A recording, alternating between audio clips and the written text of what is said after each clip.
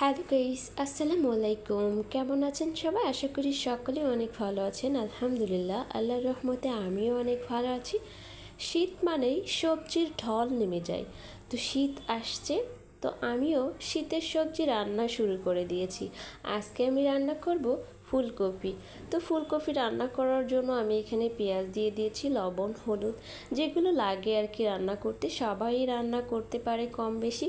তারপরে আমি একটু অর্ধেক দেখিয়ে দিচ্ছি আর কি। তারপরেও এক একজন মানুষ এক এক স্টাইলে রান্না করে, আমি আমার মতো করে রান্না করেছি।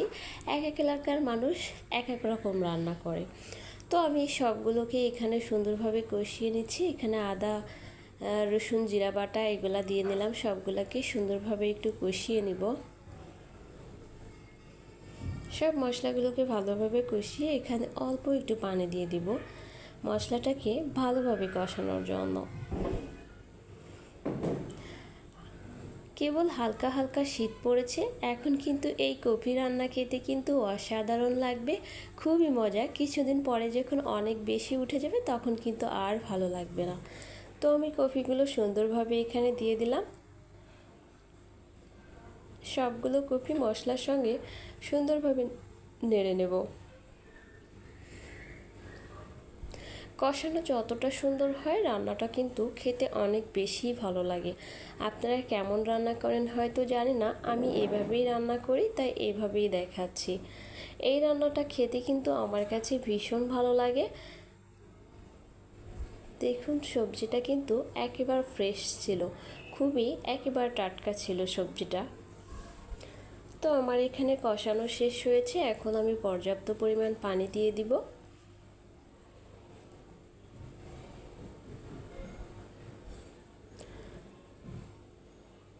আর যে সমস্ত ভাই এবং আপুরা আমাকে স্টার দেয় তাদেরকে আমার পক্ষ থেকে অনেক অনেক ভালোবাসা, সম্মান ও দোয়া রইল।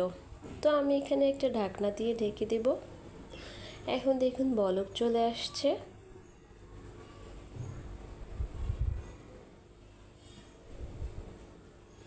তো আমি এখানে আগে থেকে মাছ ভাজি করে রেখেছিলাম, সেই মাছ ভাজিগুলো সবগুলো দিয়ে দেবো। রান্নাটা কিন্তু প্রায় শেষ হয়ে গিয়েছে।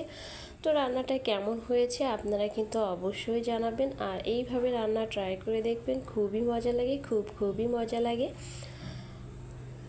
ভিডিওটি ভালো লাগলে অবশ্যই লাইক, কমেন্ট অ্যান্ড শেয়ার করবেন। উপর দিয়ে দিলাম কিছু ধনের পাতা। ধনের পাতা না দিলে তো হবেই না, ফুলকপি মানেই ধনের পাতা দিতেই হবে।